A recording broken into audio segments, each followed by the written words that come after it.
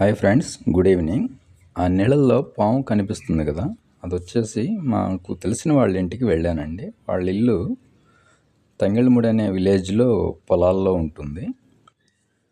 వాళ్ళ ఇంటి పక్కనే ఈ నీళ్ళ తొట్టి ఉందన్నమాట. వరలతో నీళ్ళ తొట్టి కట్టుకున్నారు. ఆ తొట్టిలో పడింది ఈ పాము. నేను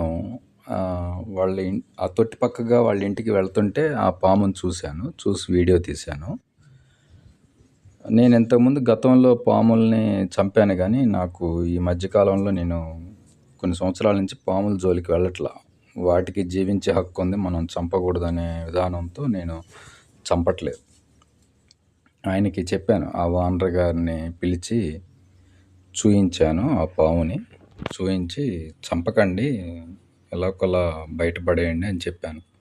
నేను బయటపడేద్దామంటే నేను అది మీదకి వచ్చిద్దేమో అని భయంతో నేను చంపడం అంటే చంపొచ్చు కర్ర తీసుకొని, అది ఈజీయే. కానీ ఆ నీళ్ళల్లోంచి బయటికి తీయటం అనేది చాకచక్యంగా తీయాలన్నమాట. అందరూ తీయలేరు, అందరి వల్ల సాధ్యపడదు.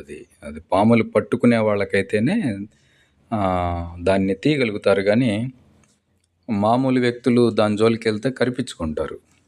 చంపడం అంటే దూరం నుండి కర్రతో కొడితే చనిపోయిద్ది.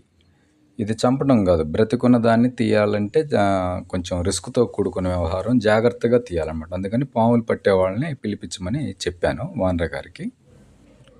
మన ఛానల్లో అన్ని రకాలైనటువంటి హౌస్ ప్లాన్లు గీస్తామండి.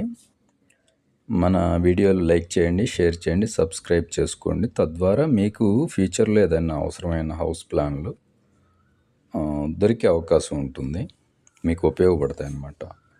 మన ఛానల్ సబ్స్క్రైబ్ చేసుకోవటం వల్ల మీకు ఉపయోగపడే వీడియోలు వస్తాయండి. ధన్యవాదములు.